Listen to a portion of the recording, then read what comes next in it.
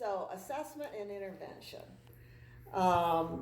In the last little video clip we did, I talked about how the general full body massage done expertly, inclusive of passive and or active joint movement, paying attention to tissue texture, fluid dynamics, breathing function, stress response mechanisms, vascular issues, which all can be very expertly woven into this full body massage approach if you are paying attention, is then a massage therapist should be a massage therapist's main assessment. So what is assessment? Assessment is collecting information and then you try to understand what it is, what it all means. It takes multiple types of data to really understand what's going on with somebody. So if you, like orthopedic assessments, for example,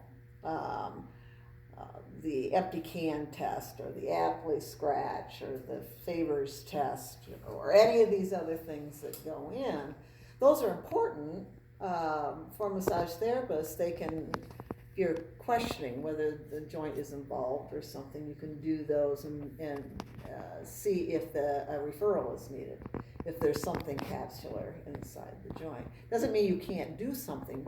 Working with the soft tissue around, as long as it's not going to increase potential for any kind of damage, is going to help, but it probably is going to need a multidisciplinary approach.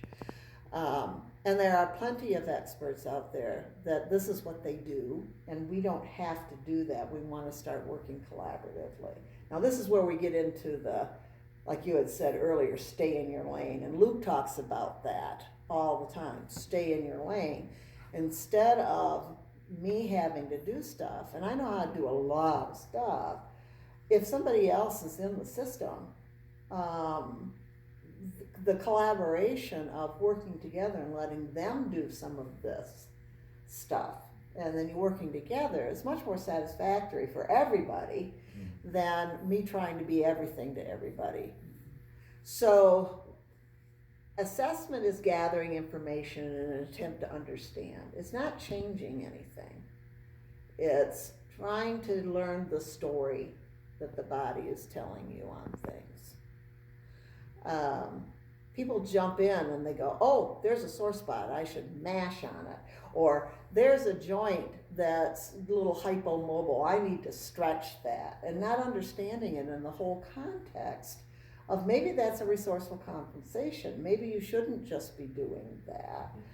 So it'll take me 3-4 massage sessions kind of just to understand what somebody is doing, how their body is functioning, and how that's working for them. So you want to not look for what's wrong. You want to look for what's right, what's functioning well, how's the person adapted well. And then if there is something that was an adaptation, like they had sprained their ankle and they still have some tightness in their hip or something from that they don't need anymore, maybe then we can go with that assessment and think about a reversal or a support. So we start with mimic normal. What does this typically do? Knowing that everybody is a variant on a theme. Nobody is exactly the same. And everybody has the experiences that they have gone through that have resulted in their whole biopsychosocial thing that you see in front of them at that given moment. So, but they might not need the limp anymore, but it's habit. It's gotten habituated. And now it's starting to cause something else. So then at that point, we make decisions about, can this person's body accept a challenge, which would be an intervention? Can it actually change? Is this the day for that? How much change do I challenge the body with? And how can I understand how the person's adaptive capacity is going to fool around with this? Dr. Chadow, who was one of my main teachers and mentors, always said, see everything as a solution first. Don't just jump in and try to make them look like the textbook. So you approach what you find as a solution. It may not still be needed, but it started out and may still be a solution. Maybe this soft tissue or movement, functional movement presentation needs to be supported, not eliminated or not reversed. And then you have to gauge where a person is at, whether it's posture or fluid function or autonomic nervous system function or whatever. You have to gauge that against typical or normal. So, and then what are interventions where we're actually trying to get a shift, where they come in is to try to mimic normal or encourage back to normal. So if I want to move fluid, for example, or help fluid move in the body, then I have to know how it normally moves. And then how I put together my adaptation of my massage methods. There's no fluid movement method. There is what I do with massage, but I need to change the pressure, need the direction or the targeted location so that it is more apt to mimic normal for this outcome I'm after. So fluid movement or flexibility or postural stability or whatever. So I can't mimic normal if I don't understand normal.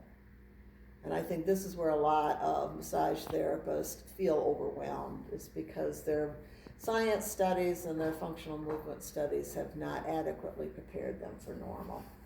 And they don't know what a normal is, and they don't know how to research pathology on it, and then try to make an understanding with that. So in this class, that's one of our main focuses, is how do we navigate all this type of information so that when we do intervene, provide an intervention that is specific, more so than the general massage, which is an intervention in and of itself. How do we do that in a way where the body is and the person is going to benefit from it the most? So again, Dr. Chadow taught least invasive methods first. Give it some time to sort out. So simple things is just like do the method that was your assessment and just do it slower. Or find one area that you can try to modify function in just a little bit, and then let's see what happens. But this requires a series of sessions over time, and people get impatient with that. They want right now. And Dr. Gurevich, who was a Russian physical medicine specialist who taught me a lot and taught here at the school, he was frustrated with this once a week thing. You know, it was every day you had something done. And then Jian Yi, who's from China, she frustrated too with how it would work, because if you had something going on, you went and had something done every day, but you didn't have a lot done every day. You had a little bit, see how you adapted, a little bit more, see how you adapted. And in our economics for massage, it's a little frustrating to navigate that. So that also comes into the self-pay idea and the economics of how much can somebody pay for a session. And we need to be realistic. Most things are not going to go back to the way they were. So the person and their body has to find a new normal on how they're going to do that. And that then they have to figure out how they're going to navigate the adaptation to that. Now, there isn't a whole lot of intervention we can do now, by the way. It isn't that hard. You can push on it, you can pull on it, you can, that's about it. You vary that by how long, how pointed, how broad, how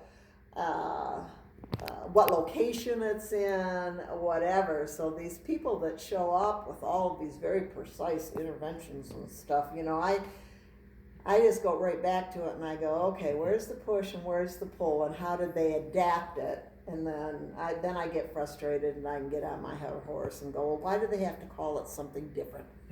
Because it really is just a push or a pull. So